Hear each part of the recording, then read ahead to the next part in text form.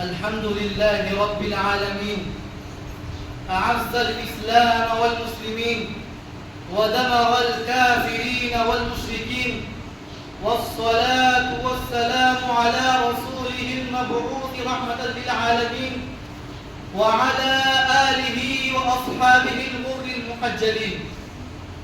أما بعد، فيا معاشر المسلمين، اعلموا أن الدين عند الله الإسلام، فالإسلام دين أمن وسلام، الإسلام دين أخوة ودعوة، الإسلام دين محاسن ومكارم، فإن المسلم يعيش في هذه الدنيا لعقيدته التوحيد والرسالة.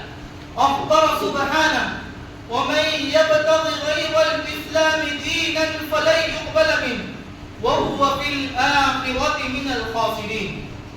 نعم، نشاهد في كل زمان أن أعداء الإسلام والمسلمين لا يزالون يظلمون، يحسدون، يفسدون، يعاندونهم، فكأنهم قد ملأوا الأرض فسادا وملأوها ظلما وعدوانا، حسدا وطغيانا، إثما وعصيانا، والله المستعان وإليه المشتكى والمفزع.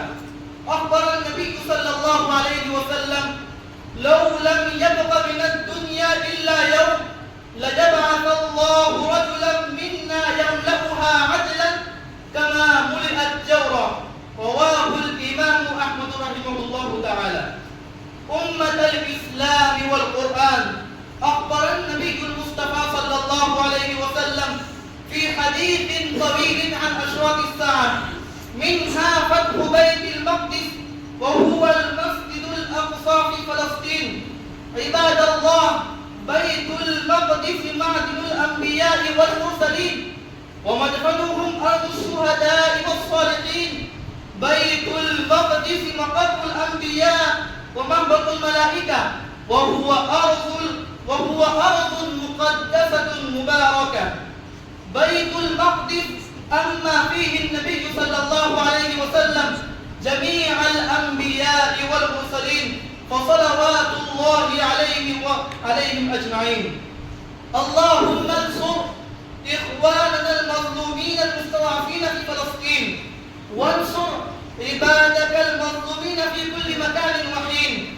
اللهم حرر المسجد الأقصى في فلسطين. اللهم عليك بالظالمين. اللهم إنا نجعلك في نحورهم ونعوذ بك من شرورهم. أقول قولي هذا وأستغفر الله لي ولكم ولسائر المسلمين من كل ذنب وخطيئة، فاستغفروه إنه هو الغفور الرحيم.